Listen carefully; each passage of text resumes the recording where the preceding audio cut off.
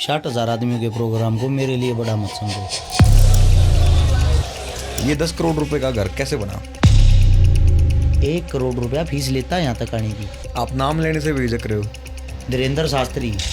ये इस प्रकार की बातें आप सोशल मीडिया पे वायरल होने के लिए, हवा बनाने के लिए नहीं कर रहे। जिस दिन हरियाणा का यूथ जाग गया और मेरा साथ देना शुरू कर दिया ना, उस दिन मैं सिखाऊंगा राजनीति क्या होती है। कुछ लोग तो ये भी कहते हैं कि पाकिस्तान से फंडिंग है। अगर मंदिर मस्जिद से ही देश का हाल होता है तो फिर मेरा मानना ये घरों में मत रहो, हर चीज को मंदिर मस्जिद बना दो। और आप लोगों के सामने मैं ये सेट करता हूँ, मैं छोड़ मुंह ढक देना। अगर एक औरत का हो सकता है उसका खुद का बच्चा भी पीछे से देख के ये बोल दे अपनी माँ को क्या मार है। अगला चुनाव आप लड़ेंगे? वसंता लगभग कोई करोड़ों रुपए का। ये जो दवाइयों का काम है वो काम ना तो मेरा है ना मेरे नाम है। यूट्यूब फेसबुक से तो आप भी कमाते होगे। कृष्ण भगवान की शादी में कितनी गायें काटी गई। हरियाणा के अंदर हर मंदिर और गौशाला में जब रागनी प्रोग्राम होता है उसके अंदर लड़कियां नचाई जाती हैं। जो आरती जी हैं उनके बारे में कहा जाता है कि उनके और आपके उनकी शादी से पहले ही कुछ संबंध है। ये आंखों में पानी अभी भी आ रहा है आपकी बात सोचते हुए। पाजी गरीबी बहुत नजदीक से देख रखी है, गरीब की क्या हालत होती है ये अच्छे से जानते हैं। मेरी पत्नी पर्दे के पीछे सबसे ज्यादा रोती है। अंदर से बहुत स्ट्रोंग हूँ मैं जेल जाने से नहीं डरता, मैं मरने से नहीं डरता, मैं कटने से नहीं डरता। घर से निकलता हूँ कभी ये नहीं पता होता मैं वापिस आऊंगा या नहीं आऊंगा। हर्ष भाई नमस्कार। भाई को राम राम। कैसे हैं जी आप? बहुत बढ़िया, आप बताओ। मैं बढ़िया हूँ जी। मैंने एक आपके प्रोग्राम अटेंड करने के बाद एक वो डाली सोशल मीडिया पे फ़ोटो। काफ़ी भाइयों के मेरे पास मैसेज आए कि आप तो बिक गए। तो मैंने खैर उनको ये भी कहा कि ऐसा कौन सा हर्ष भाई ने मेरे इतनी राज्यसभा की सीट दे दी जो मैं बिक गया जी। दूसरा मैंने ये भी कहा उसमें बीच बीच में कि कुछ मुद्दे ऐसे हैं, पाखंडवाद वाला जो बहुत एक्सट्रीम मुद्दा है उसको लेके, या सरकार की जो गलत नीतियां हैं उनको लेके हम आपका पूर्णतः उन बातों पे समर्थन करते हैं। बहुत सारी ऐसी चीज़ें हैं। इसके अलावा भी अगर हम बात करें तो लोगों के इल्ज़ाम आ रहे थे बार बार, ब्लेम, वो हर बात पे आप पे ब्लेम लगा रहे थे। और शायद हो सके कि कुछ लोग यूँ भी समझे इसको, हमारी बातचीत को, कि स्क्रिप्टेड है। तो मैं पहले ही बता दूं, हाँ स्क्रिप्टेड है भाई, अगर आपको ऐसे ही समझना है तो। इस बात को मतलब आज बैठने का मतलब ये है कि मैंने आपसे जो कहा था, मैंने आपसे ये कही थी कि इस बातचीत में सिर्फ मैं ब्लेम लगाना चाहूँ। किस प्रकार के और कैसे कैसे ब्लेम लगेंगे वो बातचीत तय करेगी। ब्लेम ऐसे बहुत सारे हैं। सब तो बड़ा ब्लेम तो जो फिलहाल चल रहा है वो ये है कि चंदा चोरी करके घर बना लिया। पहले तो मैं आपका एक चीज़ के लिए धन्यवाद करना चाहता हूँ। जी। मेरे जीवन में मैं जिस इंसान को फॉलो करता हूँ, जिससे सीखता हूँ, उनमें से आप एक हो जिससे मेरे को नॉलेज मिलती है। सीखना सिखाना ज़िंदगी है, उम्र उसमें देखी नहीं जाती। तजुर्बा किसी का भी ज़्यादा हो सकता है किसी भी चीज़ में। तो आज मैं उस इंसान के सामने बैठा हूँ जिनसे मैं सीखता हूँ, मतलब इंस्पायर होता हूँ। आपके इल्ज़ाम भी मेरे को अच्छे लगेंगे। मैं चाहता ये हूँ कि कोई एजुकेटेड पत्रकार बातें करे, एजुकेटेड इंसान बात करे, उससे मैं कुछ ना कुछ सीख के घर जाऊँगा। अब बात आती है आपके इल्ज़ामों की। अब आप बताइए क्या बोला था आपने? चंदा चोरी करके घर बना लिया। जी जी। कितना क्या चंदे की बात हुई आपकी नज़रों में? आपने आइडिया भी लिया होगा कि कितना चंदा लिया है, कहाँ से लिया है? ये एक नॉर्मल एक बात है लोगों की।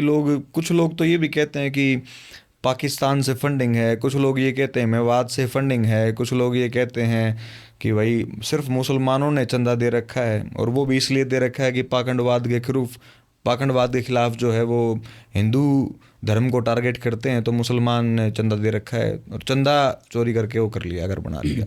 जो कीमत बताई जा रही है ना घर की, उसमें भी लोग कह रहे हैं ये सेम चीज़। कीमत क्या? ये एक हवा में बात तैर रही है कि भाई 10 करोड़ का महल बनाया है, इसको चंदे से बनाया है। अब आपकी बातों का जवाब पहले तो ये है, मैंने कई बारी सोशल मीडिया के माध्यम से एक ऐलान किया है, अगर मैंने किसी के 10 रुपये खा रखे हैं, सोशल मीडिया पे आके मेरे घर पे आके प्रूफ कर दे। अगर कोई प्रूफ करता है मैं उसको दुगने तो पैसे दूंगा।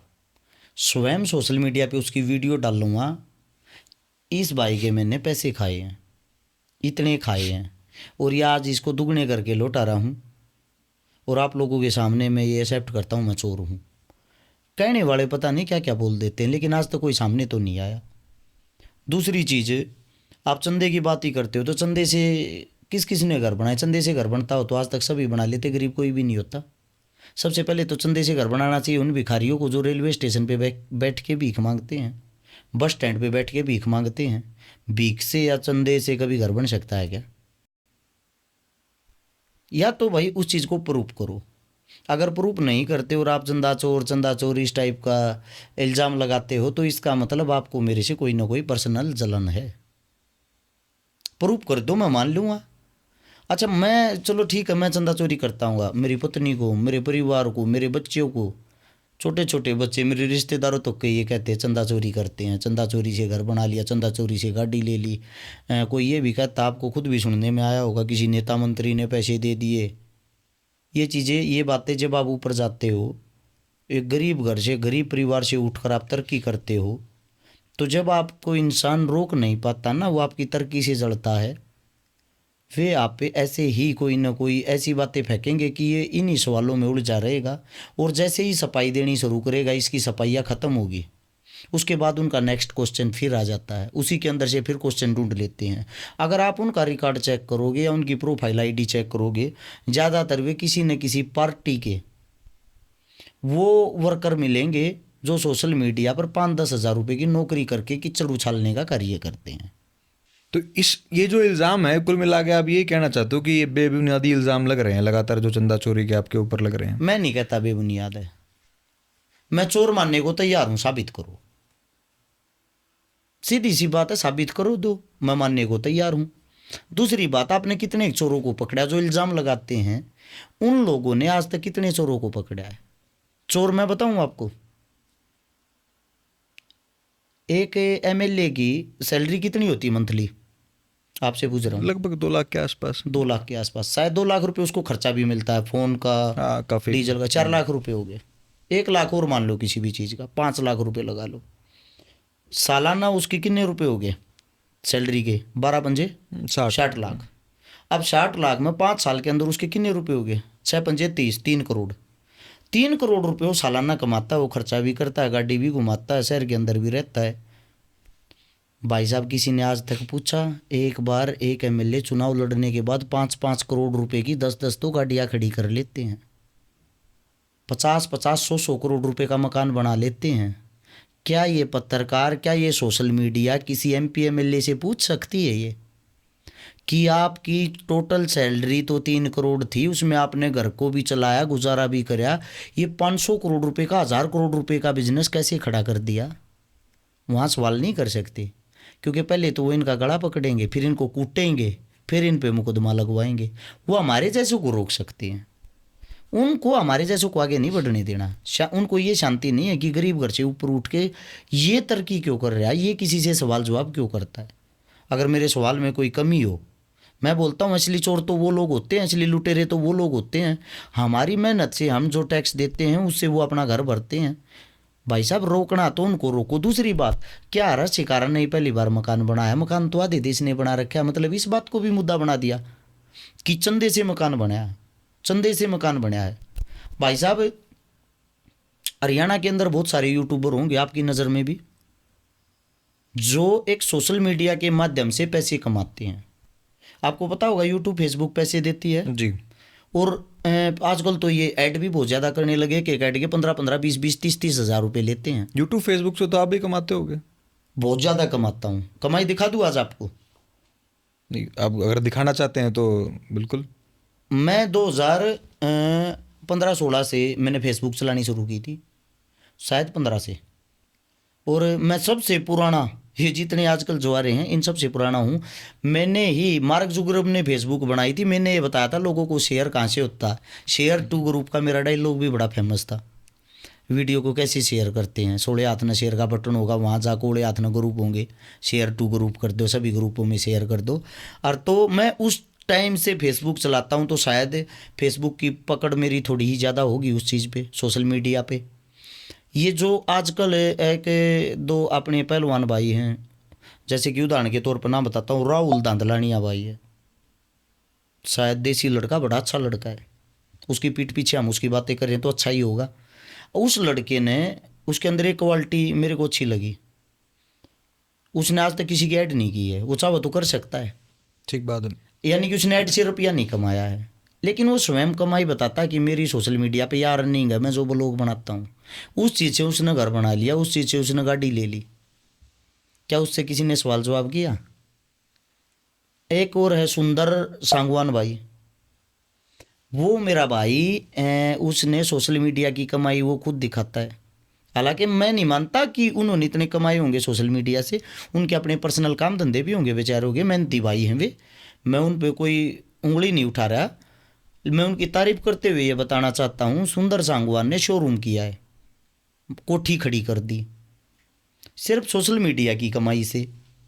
बहुत सारी लड़कियां हैं जिन्होंने सूटों की दुकान खोल ली, सूटों का बिजनेस खोल लिया, जिन्होंने सूटों की जो ब्रांच हो 1-1 करोड़ रुपये की देने लगी, और उसी ब्रांच में चीफ गेस्ट जाती हैं तो चीफ गेस्ट जाने की थार गाड़ी लेती हैं। उन पर तो किसी ने उंगली नहीं उठाई। दुनिया भर के घर बैठ कर वैद कुछ कुछ बेच कर ऐड कर रहे हैं, उन पे तो किसी ने उंगली नहीं उठाई। आप पैसा कैसे कमाते हो? आरएस चिकारा आज आपके सामने कुछ दिखाना चाहता है और आपको वो देखना पड़ेगा। पहले तो मैं आपको अपनी फेसबुक की कमाई दिखाता हूँ, मैंने कितनी तरक्की और कितनी कमाई की है। ये आरएस चिकारा का यूट्यूब चैनल है।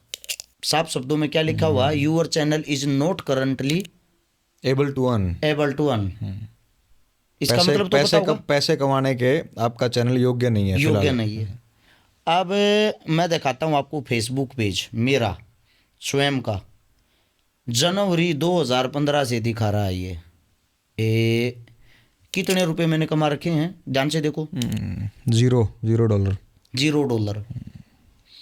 अब ये फेसबुक पेज की ऐड के लिए भी आपको दिखाता हूँ, इस पे क्या लिखा हुआ स्वयं देख लो आप। नहीं चला सकते, ठीक नहीं चला सकता ना मैं। अब बात यह आती है, मैं सोशल मीडिया से मंथली बताता हूँ 10 लाख रुपए मैं कमा सकता हूँ। मेरी बहुत सारी वीडियो करोड़ों में, लाखों में, मिलियनों में जाती हैं।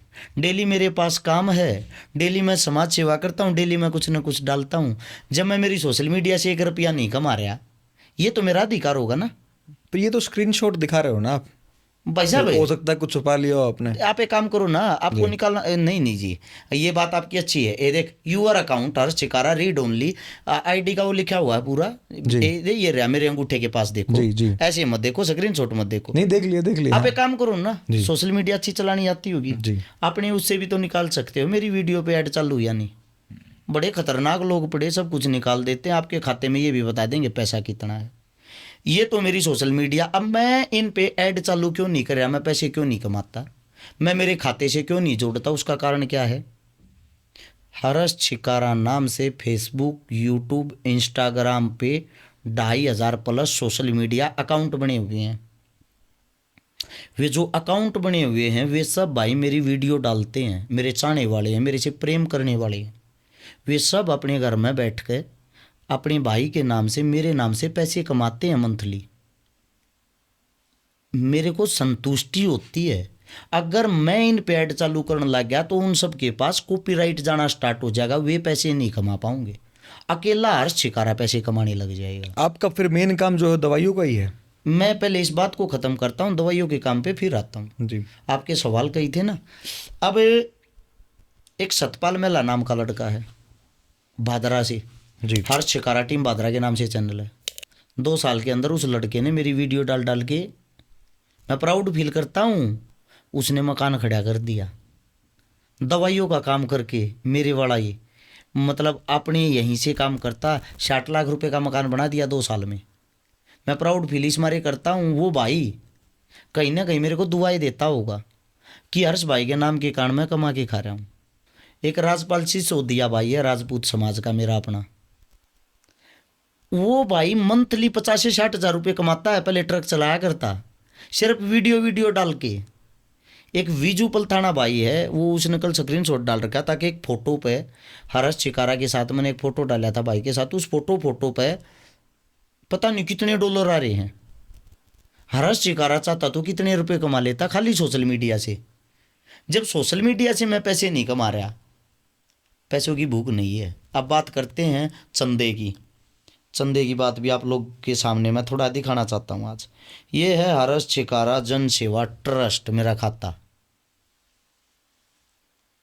पैसे देखो कितने इसके अंदर टोटल 63,700। 63,764 रुपये 69 पैसे। ये हजार ही होगा, लाख तो नहीं। हजार है, चेक कर लो। आपके पास स्क्रीनशॉट वैसे मैं भेज दूंगा। हाँ जी, हाँ जी। ये मेरा एक ही अकाउंट है आपके पास? भाई साहब मैं मेरे अकाउंट सारे दिखाऊंगा आपको, चिंता मत करो। मेरे नाम से आपको बहुत सारी डिटेलें मिल जाएंगी, बेनिश्चित रहो आप। अब है मेरा ये अकाउंट है HDFC बैंक का। मेरे अकाउंट में लास्ट आज तक जो रुपये इकट्ठे हुए हैं वो ये हुए हैं 2,79,556 रुपये हुए थे। 2022 से इस अकाउंट को HDFC बैंक ने फ्रीज कर रखा है। मेरे खाते में आज तक ये रुपये हुए हैं। इससे दूसरा जो अकाउंट की बात करते हो, मेरे पास कोई अकाउंट या कोई चीज़ ऐसी है नहीं जो मैं चलाता हूँ, मैं यूज़ करता हूँ, ये मेरी कमाई है। अब बात करते हैं दवाइयों वाली, जो आप दवाइयों की बातें कर रहे थे। जिस वक्त ये अब सरकार की तरफ से जो भी जांच चल रही थी, मेरे पे कोई शक या शंका थी, उस टाइम पे मेरे सारे खाते चेक हुए थे। 1 हफ्ते तक सब कुछ चेक हुआ था। कहाँ से कमाई आती है, कहीं पाकिस्तान से फंडिंग तो नहीं होती, कहीं मेवातियों से फंडिंग नहीं होती। 34,000 रुपये मेरे खाते में मिले, 96,000 रुपये मेरी पत्नी के खाते में मिले। रही मकान को किराए की बात वाली जो बात है, या ये कहते हैं कि किसी नेता का नाम लेकर उसने 10 करोड़ 20 करोड़ रुपए दे दिए होंगे, उन्होंने तब मकान बनाया। अब मैं आपको इस चीज़ का भी स्क्रीनशॉट दिखाता हूँ, चुनाव कब था और मकान बनाना स्टार्ट कब हुआ था, ताकि आपको इस चीज़ का अच्छे से पता लग सके। अब सबसे पहली चीज़ तो ये आती है, नेता जिन्होंने रुपये दिए, जो आदमी इस चीज़ का प्रचार करते हैं, मैं उन आदमियों से सिर पे की बात पूछना चाहता हूँ। मैं जब किराए के घर में रहता था तब तो किसी साथी ने मेरे को ये बात नहीं पूछी या ये बात नहीं बोली कि भाई आप दुख तकलीफ में रहते हो, कैसे रहते हो। किराए के घर में रहते हुए मैंने मदद की, चंदा लिया है, मैंने मना नहीं करता, लिया होगा चंदा लगभग कोई करोड़ों रुपए का, लेकिन उन गरीब बहन बेटियों के लिए लिया है जिनको मैं एक आखिरी उम्मीद लगता था। मेरे घर के बाहर आके जिन्होंने ये कहा भाई ना तो गाँव ने मदद की ना किसी साथी ने मदद की, उम्मीद करके तेरे दौर आए हैं भाई, तू मना मत कर दिए, तेरे घर के बाहर कार्ड धर कर जा, हाँ और जब तू नहीं आया ना भाई, हमारा ब्याह नहीं होगा, हमारे फेरे नहीं होंगे। अब यहाँ पे इंटरेस्टिंग बात ये है, आपने खाते दिखा दिए, पैसे खातों में नहीं, सोशल मीडिया से नहीं आ रहे। आपकी दवाइयों वाली जो कंपनी है, आप कह रहे हो वहाँ पे उनके अकाउंट में भी पैसे नहीं थे, उस समय आपके अकाउंट में नहीं थे पैसे, चंदा आपने लिया, ये आप स्वीकार कर रहे हो। तो ये या तो चंदे का पैसा इस्तेमाल हुआ घर बनाने के लिए, या फिर जब आपने इलेक्शन लड़ा तो आप पे जो एक इल्ज़ाम लगता है कि आपने 5-7-10 करोड़ रुपए जो है वो दूसरे कैंडिडेट से, जो बीजेपी का कैंडिडेट था डॉक्टर अरविंद शर्मा, उनसे लिए। अब जो चंदे की आप बात कर रहे हो, आपकी बात मैं बता देता हूँ। जानना तो हम यही चाहते हैं, बना कैसे ये 10 करोड़ रुपए का घर कैसे बना? ये घर की बात पे तो बाद में आते हैं, पहले तो ये चंदे वाली बात तो क्लियर कर लेना जी। अब जो आप कह रहे हो चंदा दिया घर बनाने के लिए, ये फोटो देखो क्या डेट की है, डेट ऊपर लिखी हुई होगी साहब, 13 जुलाई 2024। हाँ जी।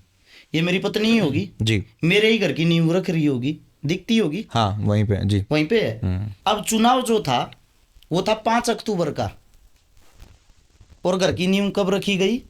13 जुलाई 2024 को। चुनाव 2024 को 5 अक्टूबर का, इसके 3 महीने बाद था। भाई साहब आप इतने महान कैसे हो गए कि आपको घर बैठे नेता 10-20 करोड़ रुपए दे देंगे, ले बेटा तू चुनाव लड़। अगर ऐसा हो तो मैं तो ये कहूँ सब हिंदुस्तानी जितने हैं सब लूट लो इन नेताओं को यार, सभी पैसे ले लो, ऐसे पैसे मिलते हो तो। भैया जी जब हमारी नींव पहले ही रख ली थी, हमारा घर पहले ही बनना स्टार्ट हो लिया था, घर बनने का एक कारण था। अगर मेरे पास पैसे होते सेक्टर 23 में घर बनाता मैं, वहाँ जंगल में जाके नहीं। सेक्टर 23 में एक मकान था, मकान नंबर 2238, उस मकान के अंदर मैं रहता था। वो 75% वाला था, यानी कि 25% बना हुआ, 75% खाली वाला। मकान के अंदर 2 कमरे थे। उस मकान के अंदर हम रहते थे तो उसका किराया 7,000 रुपये था। उसमें रहते हमने लंबा टाइम हो गया था। उस मकान की कीमत हमने जिस टाइम पे मिल रही थी वो हमने मिल रहा था 75 लाख रुपए का। हमने सारे यारे प्यारे रिश्तेदार तरफ ये मांग कर इकट्ठे करने की सोची क्योंकि मेरी पत्नी की उस मकान के साथ आत्मा जुड़ी हुई थी। आका हमने इस मकान में रहते लंबा टाइम हो गया, मैं यो ये लूँगी, हमारा जुगाड़ होगा जब बना लूँगी। हमने जोड़ तोड़ कर सब क्या पे लोन लान की सोच साच कर जो भी जुगाड़ होया हमारा बैठा 65 लाख का। फिर हमने 5 लाख की और ब्याज पर बात करी तो 70 लाख का जुगाड़ होया, 75 हमारे से इकट्ठे नहीं हुए। अब जो 5 लाख रुपए थे वे इकट्ठे करने हमारे लिए मजबूरी होगी, कहाँ से करे, तो उसके ऊपर वो मकान छोड़ना पड़ गया। अब 2 महीने बाद वही मकान सेक्टर 23 के अंदर आ गया, बूम, वो प्रॉपर्टी बढ़ती बढ़ती वो करोड़ का हो गया, 1.25 करोड़ का हो गया, 1.5 करोड़ का हो गया। 2024 में जिस वक्त इस मकान की नींव रखी उस टाइम लाख रुपए के लगभग गज जमीन होगी, यानी कि 350 गज का जो मेन गली है, मेन गली के ऊपर लगभग 2.5 से 3 करोड़ रुपए का प्लॉट हो गया। अब हमारा इतना जुगाड़ था नहीं, अब इतना जुगाड़ नहीं था तो जहाँ जाते थे हमारे को एक बात बोलती थी पब्लिक, बढ़िया फिर है पंचायती बाड़े इतने बड़े पर है, किराए के मकान में पड़ा, खुद का मकान बना लेना। मेरे साले को यह बात पिंच हुई, उसने मेरे से एक बात कही, भाई शर्म आवा है घनी, कर्जा कितना हो जाए, किराया कितना हो, वो पैसा कितना उठाना पड़ जाए, पहले मकान बनाऊंगे। मन ने भी उसका मुंह देखा तो सेम उसकी बहन का भी मुंह था, मेरी पत्नी का। ये बातें सोचते हुए हमने प्लॉट लिया, जहाँ मकान बना रखा 4900 रुपये गज, 4900 रुपये गज, 1166 गज का प्लॉट, लगभग वो 50-51 लाख रुपया का प्लॉट पड़ा। अगर उसकी ज़मीन सेक्टर 23 में लेते एक 50 गज का फ्लैट नहीं आता, वहाँ वो ले लिया। वहाँ वो लेकर उसके ओटड़े करके एक कमरा बनाने की सोची थी पहले, जिस वक्त यह नींव भरी जा रही है। वहीं बैठकर चुनाव लड़ने की सोची थी। आग भाई चुनाव लड़ लिया तक की सारा है। वहाँ से हमने जब चुनाव लड़ने की सोची तो साथ के साथ हमारे मकान में चिनाई चालू थी। रुपये लगाए मेरे साले ने, रुपये लगाए आरती ने, मकान की मालकिन है आरती, नाम है उसके, मेरे साले की जो धर्मपत्नी है, दोनों रहते हैं यूके में, बाहर देश। मेरे जो ससुराल है, अगर आपने किसी वीडियो के अंदर भी देखा हो, उनका जो स्वयं का घर है, उनकी लिपाई भी उतरी हुई है। मेरे बच्चों को वो पढ़ते हैं, क्योंकि मेरे जीवन का यही नहीं पता मैंने कितने दुश्मन बना लिए हैं। जब भी आप जुल्म के खिलाफ लड़ोगे, हक की आवाज़ करोगे, आपको पता नहीं होता आपने कितनी बड़ी दुश्मनाई मोल ले ली है। और उनका खुद का घर छोड़ के उन्होंने सबसे पहले मेरा घर इसलिए बनाने की सोची कि मैं बाहर भीतर घूमता हूँ हर समय, मेरा घर ठीक होगा तो हमारी इज्जत बनी रहेगी। काफ़ी लंबा संघर्ष, काफ़ी लंबा टाइम हो लिया किराए के मकान में रहते हुए। तो जो घर है, इस घर के अंदर जो पैसा लग रहा है, मेरा साड़ा, उसकी वाइफ, उन्होंने सारा पैसा लगाया है।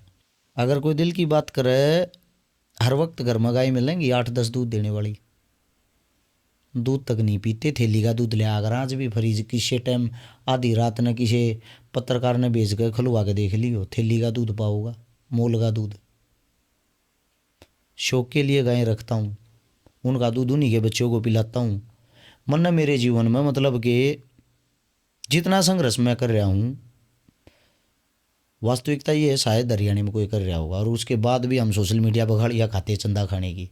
यानी कि मेरा परिवार, मैं असल में तो चंदा क्या, मैं अपने घर को खा रहा हूँ भाई, मेरी ससुराल को खा रहा हूँ, सिर्फ एक चीज़ के लिए, सिर्फ और सिर्फ समाज में अच्छे काम करने के लिए। यहाँ एक समस्या और नज़र आती है हर्ष भाई। एक यहाँ दिखता है कि जो आपकी कंपनी है बाबा जी की बूटी जो है, वहाँ आप दवाइयाँ जो बेचते हो, वहाँ से भी तो पैसे आते होंगे। ऐसा तो है नहीं वो अच्छी नहीं चल रही, वहाँ आपकी दवाइयाँ बिक रही हैं, वेबसाइट पे ट्रैफिक भी अच्छा है, सब कुछ है, इंस्टाग्राम पे फॉलोअर भी अच्छे हैं, तो वहाँ से भी तो पैसे आ रहे होंगे ना। आप कह रहे हो ना मेरे पास नहीं है, मेरे को ससुराल वालों से लेने पड़े पैसे। मैंने क्या बोला है, जितना मेरे से हुआ, जितना मैंने मेरे यार दोस्तों से इकट्ठा किया, जितना उनसे हुआ सारे इकट्ठे करके घर के अंदर लगाए हैं। अब जो बाबा जी की बूटी की बात करो, आप पहली चीज़ जो है उसके अंदर दवाइयों का काम मेरा इतना अच्छा ही लेवल पे था, पूरे विश्व के अंदर मेरी दवाइयाँ ज़ाहिर थी। शायद गाजियाबाद या नोएडा, वहाँ पर प्रदर्शनी लगी थी आयुर्वेदिक दवाइयों की, मेरी दवाइयाँ वहाँ फर्स्ट आई थी, मेरी दवाइयों को सर्टिफिकेट मिला, शील्ड मिली। अब शायद उनके अंदर कोई ना कोई क्वालिटी तो होगी जब फर्स्ट आई होगी। आप स्वयं दवाइयों का काम करते हो, इतना तो आपको पता होगा। 106-7 आदमियों का रोजगार चल रहा था, फैक्ट्री से कमा के खाते थे। मेरी फैक्ट्री पे ताला लग गया तो उन 106-7 आदमियों के घर पर भी ताला लग गया है, जो मेरे से उम्मीद करे बैठे हैं। एक भी अपने घर जाने को तैयार नहीं वापस। उनके साथ एक इतना प्यार, इतनी प्रेम, इतनी ममता हो रही है, वे सब वहीं जुड़ के रह रहे हैं। मेरे ऑफिस पर ताला लगा, दुनिया बड़ी खुश हुई। आज मैं एक बात बताता हूँ, आप सोच नहीं सकते दवाइयों से इतना रुपया कमाया है, सोच भी नहीं सकते इतना पैसा कमाया है, क्योंकि अपनी दवाइयों का रिजल्ट इतना बेहतरीन, इतना ज़बरदस्त है। लेकिन इतना पैसा कमाने के बाद भी अगर मैंने मेरे घर के लिए 1 रुपया नहीं जोड़ा, मेरे बच्चों के लिए ढंग का एक घर तक नहीं दे पाया, 2012 से दवाइयों का काम है, 26 आ गया। इस 14 साल के अंदर मैं मेरे परिवार को कोई सुविधा नहीं दे पाया, कोई नशा मैं नहीं करता, कोई गंदी हैबिट मेरे में नहीं, कोई बड़ा शौक मेरे में नहीं। मेरा पैसा गया कहाँ? वो पैसा मैंने सोशल मीडिया पे ये जो ये लग ना लोगन दिखावा कर रहा है, वो मदद करने में लाया है। पहले अपना घर फूका, फिर लोग का तो चंदा लिया है।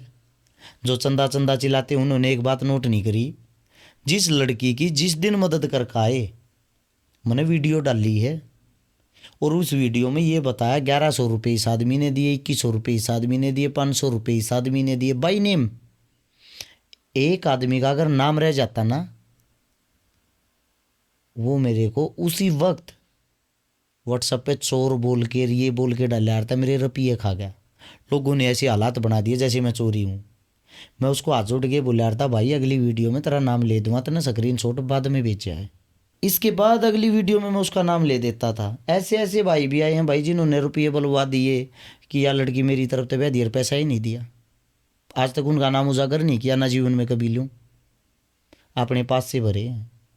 आज भी ये हालात हो रही है मेरे घर के बाहर। ऐसा कोई दिन नहीं जाता 10, 12, 15 लड़कियां नहीं आती, मेरी बेटी की शादी है, शादी करवा दे। मन दुख हो है जब मेरे घर के बाहर तैसे कैसे जाऊँ हैं, मतलब मेरा दिल पकड़ा जा है।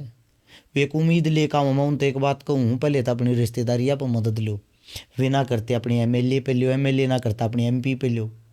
उन तक क्यों वोट दी? उनका जवाब ये होता, बाबूजी वहाँ कोई घुसने ही नहीं देता, जाने ही नहीं देता। गरीब आदमी का मतलब हमने दर्द समझा, उसकी मदद करी तो हम चोर हो गए। जब हम एक पाई पाई का हिसाब दे देते हैं, फिर भी हम कैसे चोर हो जाते, मेरी समझ में ये बात नहीं आई। मेरा इन चीज़ों से इतना मन भर गया, इतना दिल दुखा, मतलब मैं एक दिन इतना रोया। अगर आप ये सोचते हो, कुछ ये सोचते हैं कि ये चुनाव के लिए ये ड्रामे करे होंगे, चुनाव की बात बता देता हूँ। मेरे हल्के के अंदर, एक गाँव के एक ही परिवार के अंदर, एक परिवार का मतलब एक जाति की, आंखों में पानी अभी भी आ रहा है आपकी बात सोचते हुए। 11 बेटियों की मैंने शादी करवाई एक परिवार के अंदर, 11 बेटियों की। उन्होंने मेरे को एक वोट नहीं दी। उनका जवाब पता है क्या था? यो इसका काम है, यो तो फिर भी करेगा। ये लोगों की मानसिकता हो रखी है। उनको पता ही नहीं कि नेता मंत्री हम काम करने के लिए चुनते हैं। और मेरा दिल इतना दुखा, इस बात से दुखा, मैं बड़ी बड़ी झूठ बोलता, अच्छी दारू बांटता, 50-100 करोड़ रुपए बांटता तो शायद मैं एमएलए होता। किसी लोगों को नहीं चाहता स्वास्थ्य, शिक्षा, रोजगार, आप इन मुद्दों पर बात करो। हद की बात यह है, लोग जैसी दुनिया आप सोचते हो वैसी दुनिया नहीं, उसे काफ़ी हटके है। भाई साहब, हरियाणा ने आज तक मेरा साथ नहीं दिया, टांग खींची है। मात्र 20% आदमियों ने साथ दिया है। जिस दिन हरियाणा का यूथ जाग गया, मेरा साथ देना शुरू कर दिया ना, उस दिन मैं सिखाऊंगा राजनीति क्या होती है। राजनेता लोगों को मैं बताऊंगा कुर्सी कैसे छीनी जाती है। मुख्यमंत्री बनने की इच्छा है आपकी? मेरी कोई मुख्यमंत्री बनने की इच्छा नहीं, मेरी राजनीति सुधारने की इच्छा है, किंग मेकर बनने की इच्छा है। ये जो आपने दवाइयों वाली बात की, जब ऐसा कुछ था ही नहीं, मतलब आप कह रहे हो भी ईमानदारी से काम किया, सब कुछ बढ़िया था, दवाइयों की क्वालिटी भी अच्छी थी, ताला क्यों लगा दिया फिर? आम आदमी को तो यही समझ में आता है कि कुछ गड़बड़ होगी जब वो ताला लगाया।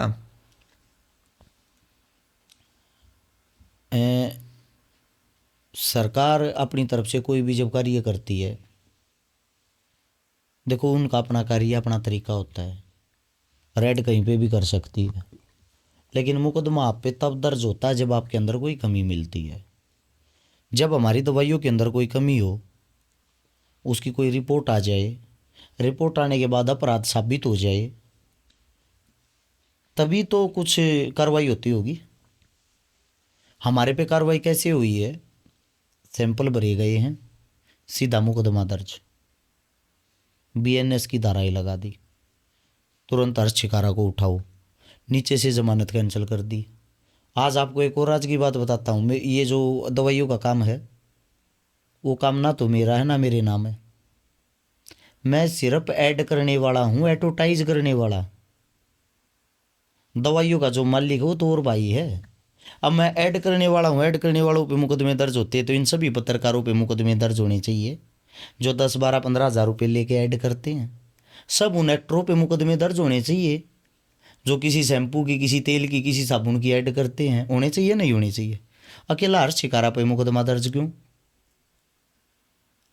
और मुकदमा भी कैसे? पहले दवाइयाँ लेके गए हैं, अभी तक उनकी लेबोरेटरी की जांच की रिपोर्ट ही नहीं आली। उनके अंदर जब तक भाई साहब कोई कमी ही नहीं पाई तो मेरे पे मुकदमा किस बात का? यानी कि क्राइम ही नहीं हुआ तो मुकदमा किस बात का? बात सिर्फ एक है कि हम किसी भी मुद्दे पर खुल के चर्चा करते हैं और ये चीज़ें सत्ता में बैठे, जो कुर्सी पर बैठे जो इंसान, उनसे देखी नहीं जाती। बाबा साहब भीमराव अंबेडकर ने एक बात कही थी, आप कुर्सी पे बैठने वाले नहीं बन सकते तो कुर्सी को हिलाने वाले ज़रूर बनो। उनको लगता हम कुर्सी को तो हिला तो रहे ही हैं, कभी बैठ ना जाएं। लड़ाई है ये। लोग खूब हंसे, खूब मजाक बनाया, फंस गया, अब ये हो गया। उनको मेरा ये दुख दिखाई नहीं दिया कि तुम्हारे लिए बुरा क्या किया, तुम्हारे लिए लड़ी तो रहा, की बात ही तो कर रहा है। ऐसी ऐसी बातें बोल दी, हमारे भगवान का मजाक उड़ाया, हमारे धर्म का मजाक उड़ाया। भाई साहब एक वीडियो दिखा दो जिसमें मैंने धर्म का मजाक उड़ाया हो। मैं बोला हूँ पाखंडवाद के खिलाफ। धीरेन्द्र शास्त्री के खिलाफ तो बोलते हो आप। धीरेन्द्र शास्त्री धर्म है? मैं आपसे पूछना चाहता हूँ। नहीं, धर्म तो नहीं है। फिर इंसान होगा क्या? पाखंडवाद नहीं फैला रहा? ठीक बात है। जब वो एक यात्रा पे थे, अब आप बताना हम गलत है या सही है, उस वक्त उनको एक डॉक्टर की ज़रूरत पड़ी। 4 से 5 किलोमीटर पैदल चलते। दूसरों का इलाज, वो कैंसर जैसा भयंकर इलाज पर्ची से ठीक कर देते हैं, खुद का बुखार ठीक नहीं हुआ। क्या हमारा ये सवाल करना गलत था? लोगों ने सीधी हमारे को माँ बहन पता नहीं कैसी कैसी गालियाँ देनी शुरू कर दी। हरसुद्दीन, जट मुल्ला, मुल्ले की औलाद और पता नहीं क्या क्या। छोटी सी बात से मतलब आप धर्म के रक्षक हो, दूसरी की माँ बहन को तो गालियों से भर देते हो। कैसे हो सकते हो आप धर्म के रक्षक? वास्तविकता तो ये है, जितने गाली देने वाले हैं वो सिर्फ और सिर्फ स्वार्थी लोग हैं जो धर्म की आड़ का नकाब पहन के, धर्म की आड़ में नकाब पहन के अपना उल्लू सीधा कर रहे हैं। ये धर्म के रक्षक नहीं, धर्म को बदनाम इन लोगों ने कर दिया। जिसकी आप अभी बात कर रहे हो पाखंडवाद को लेके, वो क्या धर्म का प्रचार फ्री में करता, मुफ्त में करता है? आप बुलाओ अपने यहाँ पे जहाँ बैठे हो, एक प्रोग्राम करवाओ उनका, जिनका भी आपने नाम लिया। 1 करोड़ रुपया फीस लेता है यहाँ तक आने की। आप नाम लेने से भी झिझक रहे हो। धीरेन्द्र शास्त्री। मुकदमे का डर तो नहीं है? भाई साहब चल रहे हैं दुनिया भर के, क्या डरना है? मुकदमे ऐसे ऐसे चल रहे हैं, आप सोच के हंसोगे। हिंदुस्तान के अंदर क्या ऐसी कोई धारा किसी को आप बधाई दोगे और आप पे मुकदमा दर्ज हो जाएगा? संविधान में तो नहीं है मेरे पे मुकदमा लगा हुआ है। क्या कोई ऐसी धारा है? एक 250 गज का मेरे पे प्लॉट कब्जाने का मुकदमा लगा हुआ है, अखबारों में निकलवा दी। हर्ष शिकारा तो इतना बड़ा बाहुबली है कि प्लॉट कब्जा लिया, प्रशासन ने कार्रवाई करने से भी मना कर दिया। और मैं ये पूछ रहा हूँ जज साहब से, जज साहब ये तो बता दो प्लॉट कौन सा है? स्वयं जज साहब को भी नहीं पता प्लॉट कौन सा है। शिकायतकर्ता जो है उनका भी प्लॉट नहीं है, उनको भी नहीं पता हमारा प्लॉट कहाँ है। हद की बात नहीं है। इल्जाम तो एक और है, मैंने परसों एक ऐसी रील देखी थी, उसमें एक भाई इल्जाम लगा रहा था 2009 में आपने किसी डॉक्टर की कोई गाड़ी उठाई, डॉक्टर का अपहरण किया, इस प्रकार का कोई इल्जाम था। देखो वो लोगों का काम है, मेरे को तो पता नहीं इन बातों का, ये कहाँ से आ जाती हैं, कौन करता है, कैसे करता है, दूर दूर तक इन बातों का नहीं पता। नहीं, इस प्रकार के इल्जाम ऐसा तो है नहीं कोई कोई दिन भर बैठा है कोई एआई में हर चिकारा के ऊपर कौन सा इल्जाम लगाना है वो बात बना रहा है। कुछ ना कुछ तो कहीं ना कहीं तो लिंक होगा, किसी प्रकार की कोई बात होगी। भाई साहब इल्ज़ाम की बातें ऐसी है, आपको बदनाम करने वाले आपकी हर बात को एक मुद्दा बना देते हैं। आप किन किन मुद्दों को सच मानोगे, क्या पता क्या से क्या क्या बना देते हैं। ये भी बना रखी मैं 100-200 पता नहीं कितने करोड़ का मालिक हूँ, मेरे को खुद ही नहीं पता मैं कितने करोड़ का मालिक हूँ। ये बस इन चीज़ों में ही सुनता हूँ। एक और मुद्दे की बात बताता हूँ, लोगों ने मेरे को भरपूर गालियाँ दी भर भर के एक बात के ऊपर, पाखंडवाद के लेके ऊपर जब हम बोले, मैंने एक बात बोली थी कि कृष्ण भगवान जो थे उसकी शादी में बिला हर्ष चिकारा ने बोल दिया कि 1 लाख गायें काटी गई थी। इस वीडियो की उससे काफी आपका वो हुआ सुना था। होगा, बिला हमारे धर्म की ऐसी तैसी कर दिया, हमारा धर्म बदनाम कर दिया। काफ़ी आहत हुई उनको।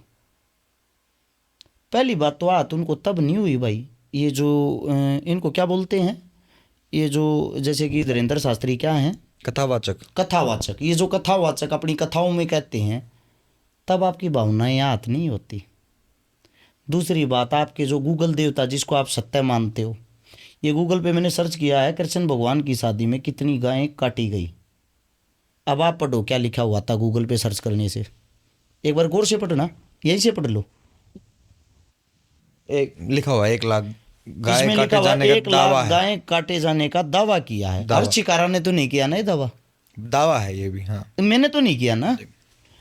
अब इस पे आप चेक करोगे तो इसमें लिखा हुआ था सोशल मीडिया का दावा है, वास्तविक का दावा है, रुक्मणी के विवाह में 1 लाख गायें, 2 लाख खरगोश, 3 लाख कछुए, और पता नहीं क्या क्या लिख रखा है। ये कथावाचक अपनी कथाओं में बोलते हैं।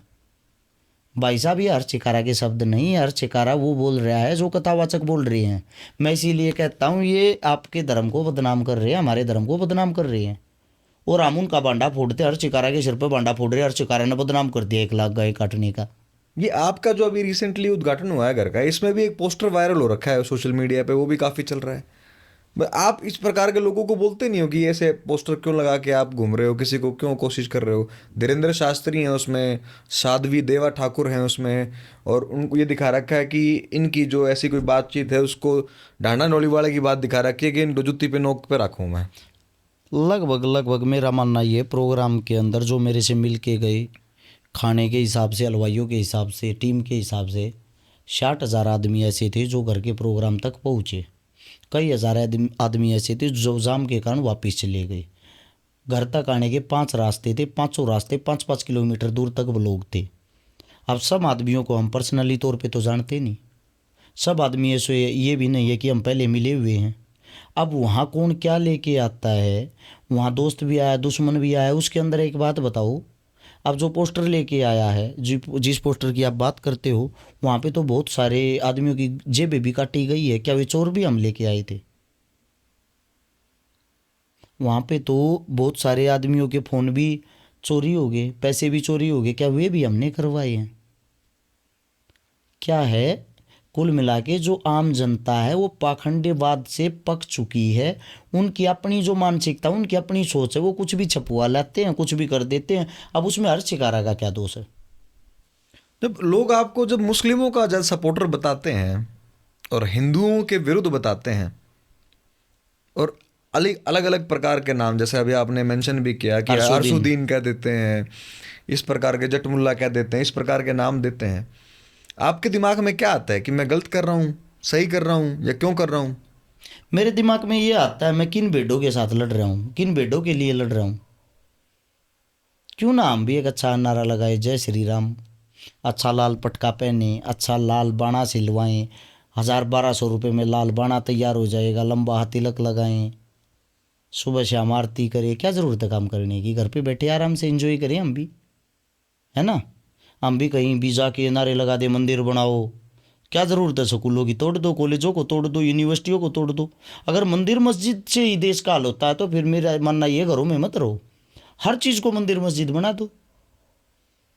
भाई साहब बात ऐसी है, मेरा मानना ये है जो पाखंडवाद है वो धर्म को भी खा गया, संस्कृति को भी खा गया, शिक्षा को भी खा गया, स्वास्थ्य को भी खा गया, रोजगार को भी खा गया।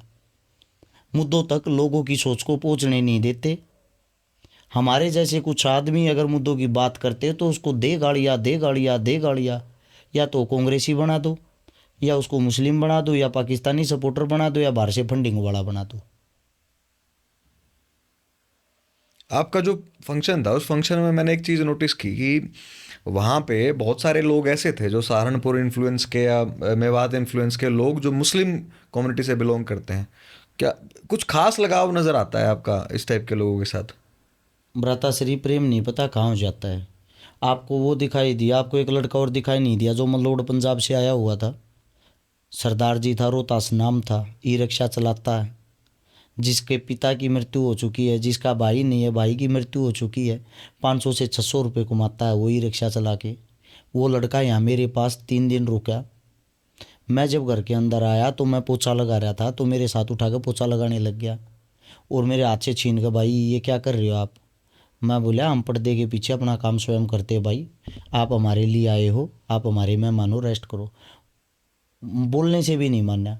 उस लड़के ने उठा के सारे शीशे साफ किए, 3 दिन घर में काम किया नौकरों की तरह। मेरे दिल दिमाग में से मतलब मैं स्वयं को कोसता रहा, मैं इसको ऐसा क्या काम दे सकता हूँ। वो लड़का ये बोल रहा है भाई मैं आपके पास रह सकता हूँ, अब मैं उसको ऐसा क्या काम दूँ, क्योंकि मैं खुद ही बेरोजगार हो रहा हूँ। जो वास्तविकता कहानी है वो ये है, मेरा घर कैसे चल रहा है वो मुझे ही पता है।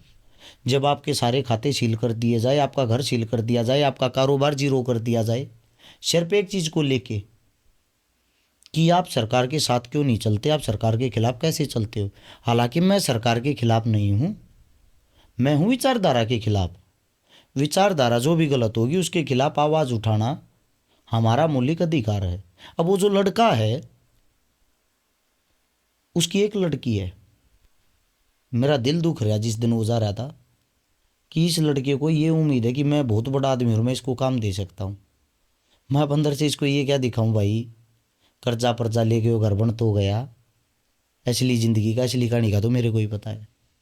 तो उस लड़के को देने के लिए मेरे पास कुछ नहीं थे। मेरे दिल दिमाग में न्यू आया, ये 3 दिन अपने घर होता तो शायद ये 500-600 रुपये कमा लेता। इसकी दाढ़ी मर गई, इसके घर में चून यही रिक्शा चलाया था। मैंने उसको जाते टाइम 3100 रुपये दिए, उसने मना कर दिया। पाजी मैं आपकी सेवा के लिए आया हूँ। पाजी आप मेरी सेवा के लिए आए हो, लेकिन आपके बच्चे वहाँ भूखे हो गए, मैं आपके बच्चों का पेट नहीं काट सकता। ये सम्मान लगा लो या कुछ भी लगा लो। वो लड़का अपने घर चला गया। वो मेरे से पल पल की मैं उससे रिपोर्ट ले रहा था, पाजी आप कहाँ पहुँच लिए। वो मेरे को बताता है मैं यहाँ से अब ट्रक में बैठा हूँ। यहाँ से मैं उसकी भावनाएं समझ रहा था कि ये ट्रक में इसलिए बैठा है अपना किराया वगैरह बचाने के लिए। इस प्रकार की बातें करते वक्त आप इमोशनल, हाईली इमोशनल हो रखे हो। आंखों में लोगों को होंगे स्क्रिप्टेड कर रखा है सारा का सारा मामला। भाई मतलब सॉलिड आदमी, जबरदस्त आदमी, बॉडी बिल्डर और टाइप यूं दिखने लग रहा और इतना इमोशनल। पाजी गरीबी बहुत नज़दीक से देख रखी है, गरीब की क्या हालत होती है ये अच्छे से जानते हैं। एक गरीब का क्या दुख दर्द होता है वो बड़े अच्छे से जानते हैं। अंदर से बहुत स्ट्रोंग हूँ मैं जेल जाने से नहीं डरता, मैं मरने से नहीं डरता, मैं कटने से नहीं डरता। मेरे जीवन का हर एक ड्रीम पूरा हो गया। मेरा ये आखिरी ड्रीम था मेरे परिवार के लिए घर बना के देना, ताकि मेरे बच्चे ये ना कोसें मेरी पत्नी पर्दे के पीछे सबसे ज्यादा रोती है। वो इसलिए उसको 1 मिनट का ही नहीं पता मेरे पति के साथ क्या हालात हो जाए। और घर से निकलता हूँ कभी ये नहीं पता होता मैं वापिस आऊँगा या नहीं आऊँगा। मेरी पर्सनल किसी के साथ दुश्मनाई नहीं है। मैं समाज की लड़ाई लड़ने के लिए, समाज को सुधारने के लिए हम नहीं देख सकते ये चीज़। किसी ने बोल भी नहीं रखा कि भाई तू समाज की लड़ाई लड़, लेकिन ये हमारा अधिकार है। मैं गरीब आदमी को नहीं देख सकता। वो भाई अपने घर जा चुका, उसके पीछे की बातें वो मेरे दिल दिमाग में घूम रहा है, मैं उसके लिए कर क्या सकता हूँ। मेरी यही सोच मेरे को परेशान करती है। इसी चीज ने मेरे को अमीर नहीं होने दिया। भाई साहब जब इतनी बड़ी सोशल मीडिया मेरे पास है, मैं भी किसी चीज का प्रचार कर सकता हूँ, रोज के 1-2 लाख रुपए कमा सकता हूँ प्रचार करके, जो मेरा अधिकार भी है। मैं भी कुछ भी बेच सकता हूँ किसी के बाहर जाके, किसी के घर जाके। आज तक हर शिकारा किसी भी प्रोग्राम में जाके 1 रुपया अपने घर लेके नहीं आया, दे के आया है। अब मैं प्रोग्रामों में इसीलिए नहीं जाता, मेरे पास तेल के पैसे नहीं है, अपने घर बैठा हूं। रही चंदा चंदा चंदा, चंदे से घर चल रहा था। जब तक चुनाई चली किसी से चंदा नहीं लिया, जितनी मदद दी थी वो करनी बंद कर दी। मेरा नुकसान नहीं हुआ, ये नुकसान उन बहनों का हुआ जो मेरे घर के बाहर आके मेरे को गालियाँ दे देखे गई हैं। एक तेरे से उम्मीद थी भाई, तू भी फोन बोलना में अच्छा लग था, तू भी उन चोरा जैसा चोरा जैसे नेता मंत्री हो। अब ये गाली जब आपके सामने देकर जा हुए और खड़ा खड़े आप सुनो हो और उनकी आंखों में आंसू होते हैं, तो पता क्या होता है, आप इसकी आखिरी उम्मीद थे, आपने इसकी आखिरी उम्मीद तोड़ दी। ये दुख होता है अंदर से, कर भी क्या सकते हैं पाजी। आपको नहीं लगता आप जैसे इमोशनल आदमी कभी एमएलए, एमपी, पॉलिटिशियन बन पाएगा? Extremely emotional. सपने सारे खत्म हो चुके हैं असलियत में, सपना नहीं है कोई भी। एक यो जो समाज को लेके था, यो अब ये घर के ताले लगे, ये चीजें हुई ना, खत्म हो गए हैं। क्योंकि लोगों के जो हालात देखे ना, मतलब किसी के ताला लगने पे इतनी जो खुशी देखी उनकी आंखों में। चलो ठीक है, जो भी है सबकी अपनी सोच होती है, दुश्मन के घर भी ताला नहीं लगना चाहिए। नहीं, बहुत सारे लोगों ने आपको सपोर्ट भी पूरा किया है, पूरा जोर लगा के सपोर्ट किया है, सोशल मीडिया सपोर्ट से भी उतना ही भरा था। मैंने आपको ये बोला 20% आदमी ऐसे हैं जो असलियत को समझते हैं, जो जागरूक है, जो जिंदा दिल हैं, जो किसान नेता है, किसान योद्धा हैं, या किसी आंदोलन में लड़ते हैं, या हमारे खाप सरदारी के चौधरी हैं। वो अपने बच्चों के लिए हर वक्त स्टैंड लेंगे। वे आदमी हैं, लेकिन वे 20% है। उनकी लड़ाई 80% के साथ है। पाजी मैं हर महीने 3, 4, 5 तो तारीखें भुगतता हूँ। मेरी जितनी जो भी तारीखें, मेरा पर्सनल कोई केस नहीं है, 751 का मुकदमा भी नहीं मेरे पे, समाज को लेके हैं सब। हर महीने हरासमेंट होती है, घर के बाहर कब सीआईडी आ जाए, कब पुलिस आ जाए, या कब कौन सा विभाग आ जाए पता नहीं चलता। हम घर के बाहर पानी भी फेंक देते हैं, वो भी दूसरे तरीके से देखा जाता है। जब हम जिस 2238 मकान में रहते थे, उसका मंथली महीने का 4000 रुपये भी लाया करता। 2022 के अंदर जब पहली बार रेड पड़ी तो उस मीटर को भी उखाड़ के दूसरा मीटर ला कर गए। हमने बोला भाई ये मीटर क्यों उखाड़ा, इसका कारण क्या है? बोले ऊपर से आदेश, ऊपर पूछो। हम बिल भर रहे हैं पूरा, तो मीटर उखाड़ने का क्या वो? जब ऊपर किससे पूछे, ऊपर जाके पूछा तो ऊपर का जवाब ये था भाई और ऊपर सरकार से पूछो, सरकार के आदेश है। लास्ट अंतिम पड़ाव जहाँ था वहाँ पूछा भाई किस लिए मीटर उखाड़ा, तो उनका जवाब ये था भाई आपका बिल कम आता है। वो मीटर लगा के गए जिससे हमारा बिल मंथली को चलाए ना चलाएं 60 से 65 हज़ार रुपये आया था। मतलब हर तरह की हरासमेंट जेल जेल के यहाँ तक पहुँचे हैं। अगर जिन लोगों को लगता है चंदे के सारे हर शिकारा चल रहा तो अभी तक किसी पार्टी को ज्वाइन कर लेता। उसके अंदर लालच होता, लोभ होता। लालची आदमी हर चीज़ में पैसा ढूंढता है। अपनी सोशल मीडिया से मैं पैसा कमाता, लोगों की ऐड करके मैं पैसा कमाता, 2 नंबर के काम करके मैं पैसा कमाता। कौन सी स्टेज ऐसी आएगी लास्ट जब आप बीजेपी ज्वाइन कर लोगे कि मतलब इस हद तक तो मैं रुकूंगा और इस हद तक इसके बाद मैं कर ही लूंगा फाइनली बीजेपी ज्वाइन? इससे आगे क्या स्टेज लेके आओगे आप? जिन हालातों से मैं गुजर रहा हूँ पिछले जो 2 महीने हैं, एक हफ्ते के अंदर आपके घर के बाहर 103 से 4 गाड़ी आ जाती हैं सरकारी अधिकारियों की, जो आपके 7 साल 8 साल के बच्चे से भी गंदगी से ये पूछती हैं तेरा बाप कहाँ है। जो एक मेरी पत्नी को फॉलो करती हैं, घर से बाहर निकलते ही उसके सामने गाड़ी अड़ा के उससे पूछती हैं कहाँ गया वो पंचायती। उसके साथ मैं वो वल्गरिटी यूज नहीं कर सकता, ये कर देंगे वो कर देंगे। उस दुख को मैं ही जानता हूँ, कोई नहीं जानता।